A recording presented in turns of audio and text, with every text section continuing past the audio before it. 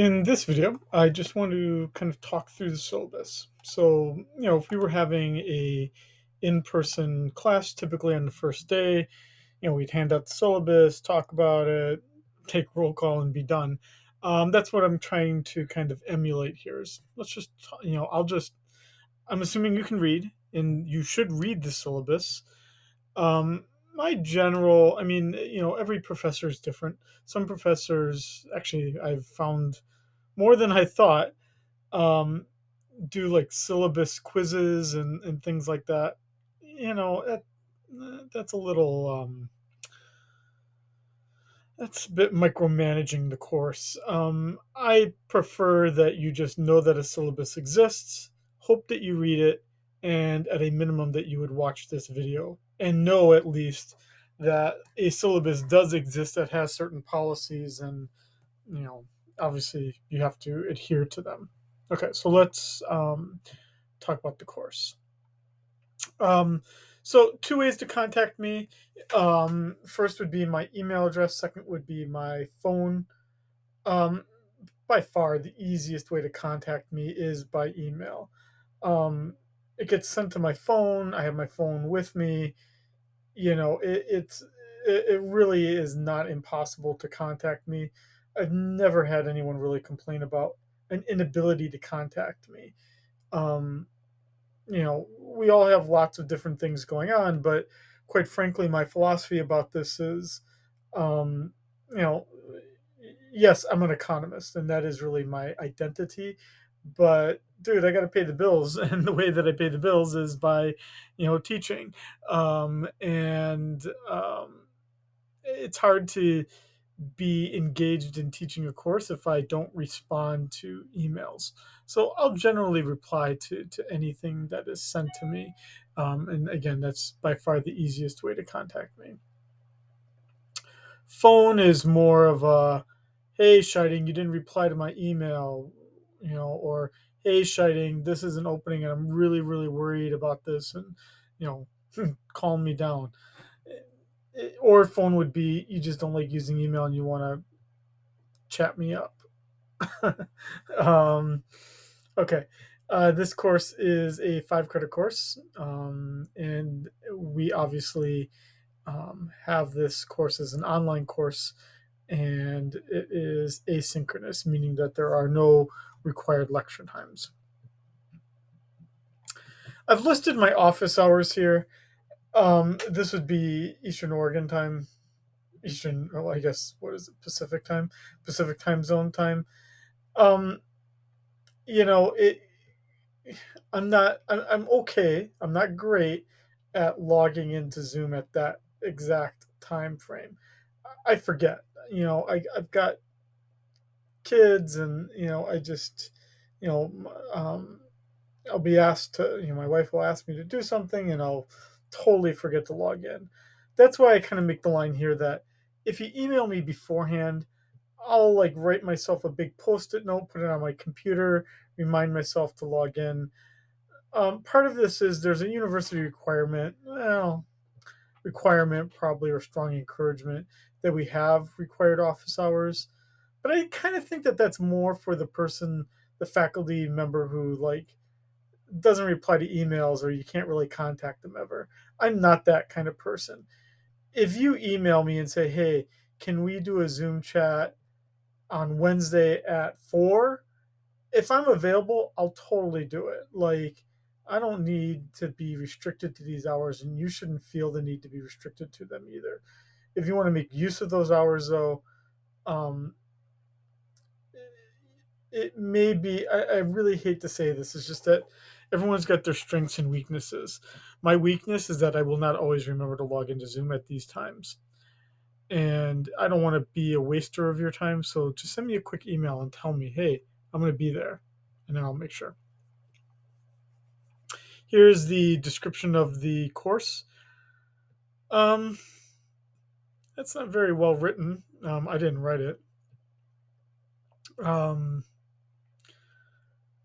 I'm not sure you really get much out of that description. So I rewrote it. I've got the official description here because I'm required to have an official description. But then here's my description. Basically, this is an intro to economics course. And we actually do one thing that every course does, and then we do one thing that's a little bit unique, and that I think you get a little bit of a extra special economics course. The thing that we do that every course does is we use a kind of a standard textbook, and we kind of start off with a discussion of what is economics. Then we do supply and demand, which is kind of like what you're expecting out of a typical economics course. And then we turn to macroeconomics, where we talk about GDP, inflation, and unemployment. Things that we're all hearing about right now, especially in the news. And then we start to talk about how the economy is managed through fiscal policy and monetary policy. And then we talk a little bit about growth, international growth, since many of you find that kind of topic interesting. The other thing that we will do, primarily because this is a course at Eastern Oregon University, is we'll also talk a little bit about what can best be described as, when I talk about it, as paradigms of economic thought. A different way of talking about it, rather than using the word paradigms, would be to say that we're going to talk about the fact that economists themselves are not all the same, and that they have different biases, different views, different perspectives of the world. Probably the most, even if you know nothing about economics, you've probably heard of a person named Karl Marx, and you may have heard of a person named Adam Smith, and you may have heard of a person named John Maynard Keynes. Those are three economists that actually have three different views of what economics can do and what it is as a discipline. So, what makes this course a little bit different is at different moments throughout the course, we'll talk a little bit about um, the philosophy of how economists think about the world. Okay, here are the learning outcomes. I didn't write these, but I do agree with them, and I do try to adhere to them. That by the end of the course, we will have accomplished these three things. And then this is in general, our overview of the topics that um, are generally covered. I didn't write this. This is kind of a standard boilerplate list. Um, we do almost all of these. Not all of them, but almost all of them. This course is a general ed course in content knowledge and critical thinking. And this course is also a UWR writing intensive course. It's a university writing intensive course. Um, and I'll talk a bit about how we will do that. I, I try to do this as best I can to adhere to this, but um, there'll be enough writing in this course that I don't think that um, we won't achieve the spirit of a writing intensive course. Um, okay, so let's talk about how you will be evaluated in this course, which is generally something that most people care deeply about. We will have three exams. Those three exams count for 60% total of the course material. None of these, the third exam is during the finals period, but it is not a comprehensive exam, it's just a regular exam. So there are three exams. There will be homeworks, assignments in Canvas for most of the chapters. They will be multiple choice homework questions. And um, there will be, you'll be writing a series of rather short papers, maybe about a page and a half, um, on a news article that I will find, and there'll be a kind of a structure to writing this page and a half analysis. And then there will be an analysis paper. There's a difference between the analysis paper and a news analysis paper. The analysis paper I will talk about after the second exam, so don't worry about it until then. But the analysis paper involves you looking for economic data and then engaging in a narrative about that economic data. But this is now my second semester teaching this course. I was actually surprised by the fact that you, as students, cared very deeply about doing well on the exams. But then you'd miss a lot of homeworks or news analysis papers, which seemed kind of surprising and not a good allocation of time, at least, given the fact that these three things together count as much as two exams, 40%. And these are kind of designed that if you do the work and you spend the time on it, you should get a pretty good grade on these. So don't neglect to do these things. Okay, there's our description here of these things. Then we've got the textbook. I kind of thought about this one quite a bit. So this is the textbook that myself and some of the other my colleagues in the economics department, we were all generally using this book. Um, I think we might transition to a different book shortly, maybe even as early as the fall. So you may end up being the last class to use this book. This is a pretty standard textbook. It's now in like edition 13 or 14, so it's been used a very long time. I didn't use this book in college, but I remember it existing when I was in college, so that should say something about its general age. Um, what I kind of faced a debate here. Um, it's a good book. It's been written a lot, but I also care deeply about the fact that um, college is expensive, and this book, with all the bells and whistles, can end up costing like $120. So here's what I did, and this is only going to work as long as no one like tattles on me and tells the power that be that hey, Scheiding did this, and then well, not much they can really do to me except tell me to take it down. I went on the internet and I found a PDF of the textbook, like an older edition of the book. Now, it doesn't look fancy, but it is the book. It's, I think, the 10th edition. And so what I did is I just downloaded the whole book and then I just split up the chapters. As long as you don't mind reading it either in Canvas like this or downloading it and then you can see it kind of on a bigger screen, as long as you don't mind that, I basically have saved you $100. The information really hasn't changed that much. The 10th edition, actually, I don't know how old the 10th edition is here. Let's look. So here's the whole book. If you want a copy of the whole book, send me an email. I'll email it to you. I just didn't. I was trying to make your life easy by splitting it up. The book that I borrowed from the internet, yeah, it's a 10th edition. It's from 2012. So yeah, it's 10 years old. These publishers would like you to think that economics as a discipline has changed a lot in the last 10 years. It hasn't. We have more data and the economy has changed.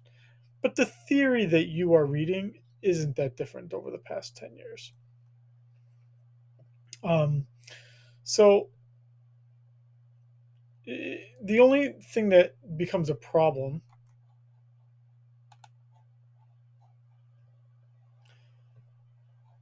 the only thing that becomes a problem is that the book that I'm borrowing from the internet is not the same as the Principles of Macro book. So in the syllabus, I'm staying to the official things like that official textbook in these chapters. So like 5, 6, 7. Unfortunately, and I'm not trying to confuse anyone here, unfortunately, chapter 5 of the material is chapter 20 in the textbook. So I just say this is the chapter 5 reading. Textbook will say chapter 20. If you click on this link, it'll say chapter 20, but just realize it's to chapter 5 stuff. And you'll know because the title won't have changed. Introduction to Macroeconomics, Introduction to Macroeconomics. As long as you can live with that small little difference and the fact that you're reading a 10-year-old book, I've just saved you 100 something bucks. If you want the whole big book that I've got on my computer, happy to send it to you.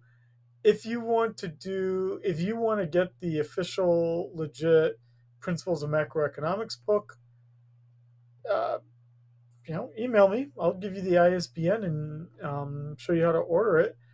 I'm not going to stop you from doing it, but I don't know. I just tried to make the best decision as I could for everyone in the class. I'm going to stick pretty close to using Canvas for almost everything. Um, so, and Canvas does a pretty good job for almost everything. So, unless anything weird comes up, I'm going to stick to Canvas. These are the important dates to keep in mind. You can drop this class by Friday and get all your money back. Drop by the middle of July, and you can at least drop the course, but you won't get a grade. And then obviously it's not February 18th. That date would be, I got to look it up here, Friday, August 5th. Ooh, look at this. You get to see things in action here. Okay. Here's the classroom policies. Um, here's what I will say. This is written strictly.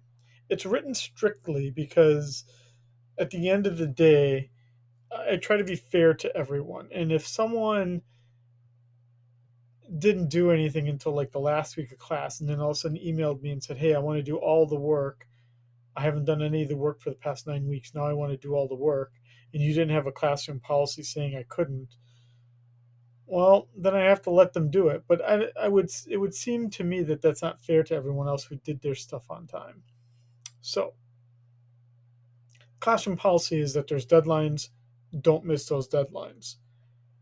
The reality, though, is if you miss a deadline or you think you're going to miss a deadline, you should reach out to me and I will try to assess the situation as best I can.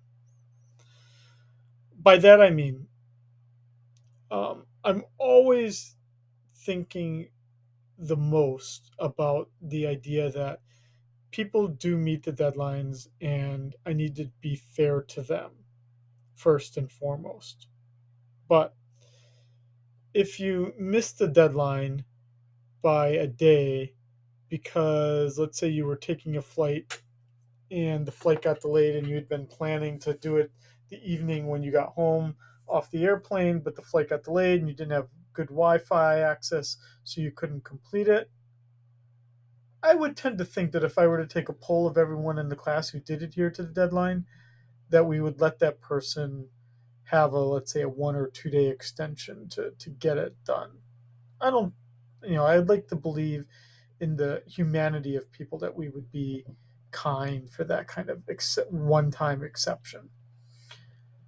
Um, but if that same person is then asking for another extension and another extension and another extension, I'd also then like to think that we as a class, that you people that had finished things on time would say, we've given that person enough chances here.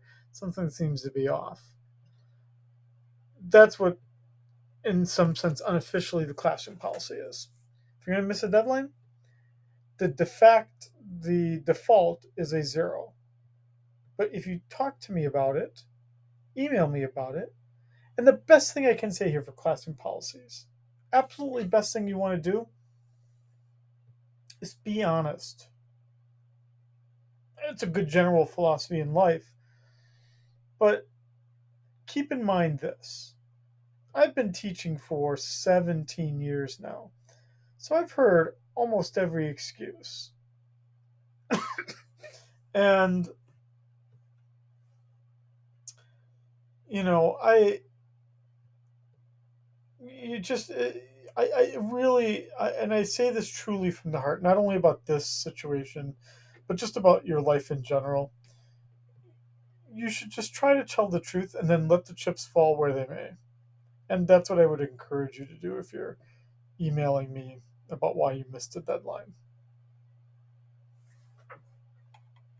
Okay, and then we've got our um, university policies on academic misconduct, which basically is don't cheat. Our ADA policy. If you have a documented disability, then and you need those accommodations, that would be when you're reaching out to disability services. Um, the drop or withdrawal policy, that's again just taken from what we're required to have. Then we've got the grading scale. Again, I don't really control that thing. Um, I will say I do try to grade things quite quickly. Um, and so that's one thing I can say. Okay. The last part to this is really talking about the schedule. So I do, you know, by the end of the semester, especially when you're filling out evaluations and whatnot, this is the thing where most of you are just going to be split. Some of you are going to really like this, and some of you are going to really dislike it. But I keep doing it. Um, Not because I don't believe what the people who don't like it are saying. I think there's an easier solution for it to work out well for them. So I don't have weekly deadlines. I basically have 3 deadlines in this course.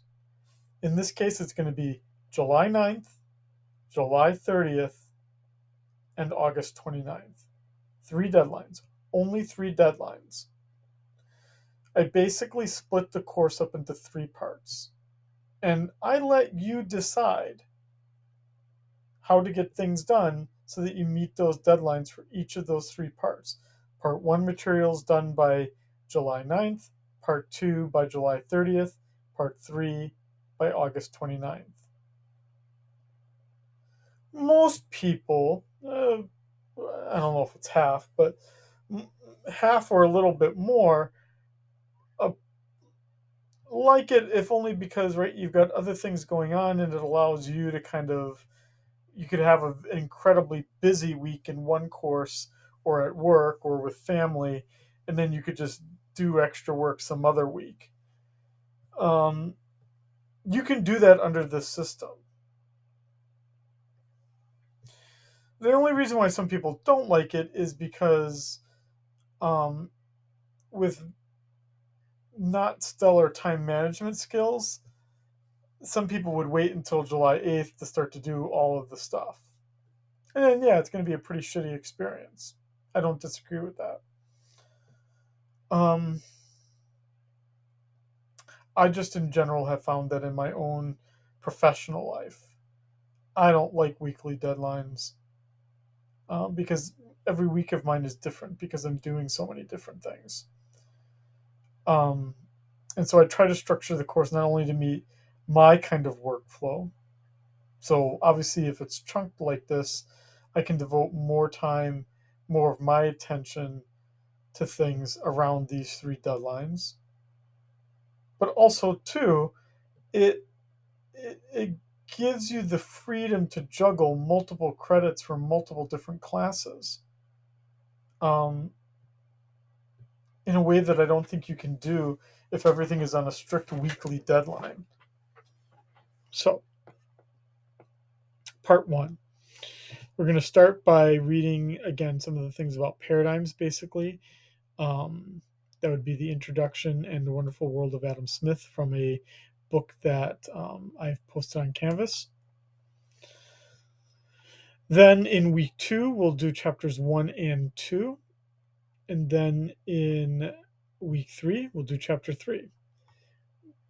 By July 9th, you'll have 3 homeworks that are due, 2 news analyses that must be completed, and then the exam will be open starting on July 6th, and then must be completed by Sorry, this should be not June 10th, July 10th, one day after everything. So I kind of give you the ability to say, oh my God, I started this on the 8th. I'm just trying to meet this deadline of getting all this shit done. And then you could turn around and do the exam on the 10th if you wanted to do it that way. Okay, then we've got so then, right, then you kind of get a breather, get a deep breath, and then you're on to part two. And then we'll do chapters 5, 6, and 7 during weeks 4 and 5. Then in week 6, we'll do chapter 8, along with a writing a chapter from the Heresies of John Maynard Keynes. And so then you would have these 4 chapters and 4 news analyses all due on July 30th, but then the exam open during a window of time right at the end. And then in part 3 of the course, right, we've got our chapters. And then the only other thing that we kind of have going on here is, besides the homeworks and the news analyses, we also have an analysis project. And what I do is I try to make it due before all this other stuff, so that it doesn't become too much of a burden for you towards the end. And they give you a slightly longer window of time here to complete exam 3. It's just a regular exam, but I'm aware that many of you have other courses where you'll have exams also during that time period. Okay, I hope this discussion of the syllabus is pretty straightforward. And if you have any questions about it, get a hold of me.